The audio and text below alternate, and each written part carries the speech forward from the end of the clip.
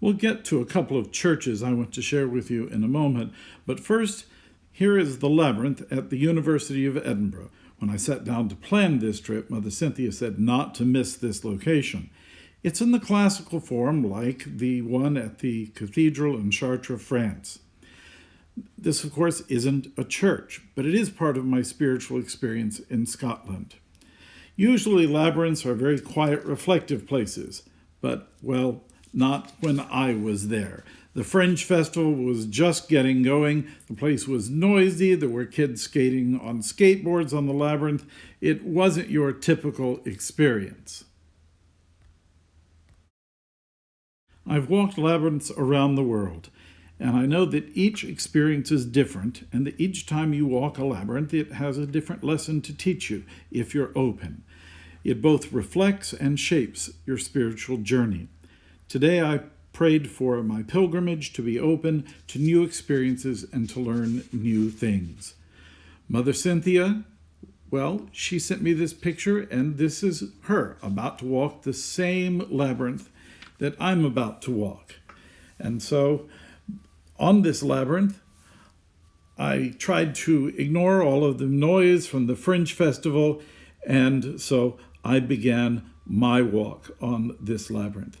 At the end, I laid my rosary, which I had been using to pray, at the center of the labyrinth and took a picture of it. The first church I wanted to say something about is one that I saw as I was passing on a bus. I came back later to take some closer pictures. This is St. John's, an Episcopal congregation downtown. They're planning on building a new cornerstone center to serve the community. They sit right in the middle of a lot of traffic, but I came back so that I could see a little bit more about them. They put a series of signboards around the church explaining what this new Cornerstone Center was going to be. It's interesting to note who they are claiming to welcome. These are the people that they are reaching out to.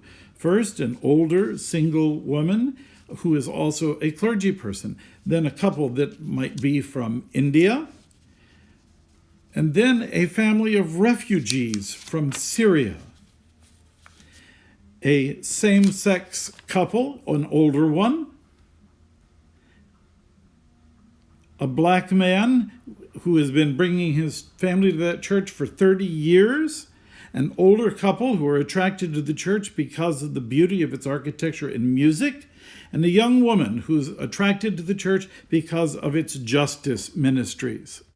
In each of the signboards, they demonstrate how they're trying to serve the whole community. The signboard that tells you when the services are show that they have a very extensive schedule of worship services, and they state their mission statement right up front. In the back of the church, there was a beautiful Celtic cross that I couldn't help but photograph.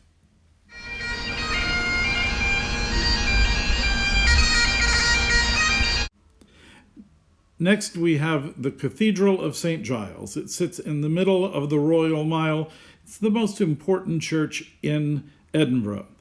Now, it's called a cathedral, but it really hasn't been a cathedral for a long time. It was originally, of course, the Roman Catholic cathedral. Then when the English Protestant Reformation came, it, for a short time, became an Anglican cathedral. But it wasn't long until the church in Scotland decided to embrace the teachings of John Knox. And so the established church in Scotland is the Presbyterian Church, not the Anglican Church. And so they call themselves Episcopalians, the Anglicans do, in Scotland, just as we do here in this country. The Church of Scotland is the church that the Queen worships at when she's there, because she is head of the Church of England, but when in Scotland, she respects that the established church there is Presbyterian.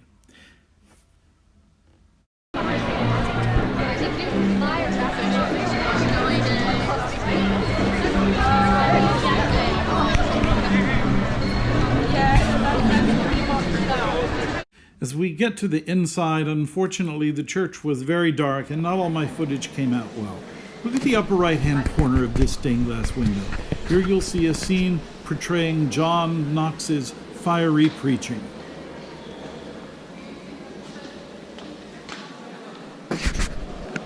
Now you know I had to get a good look at the organ.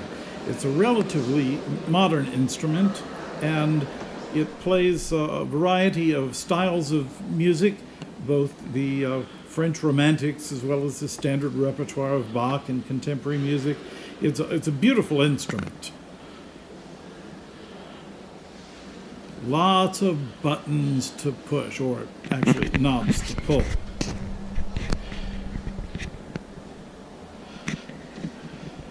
Oh, I could have so much fun here, but for some reason they didn't want me to play in the middle of all the tourists running around.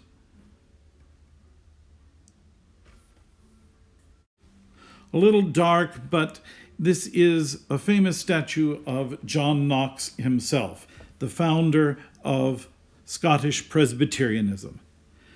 And then they have these beautiful windows set at the entrance.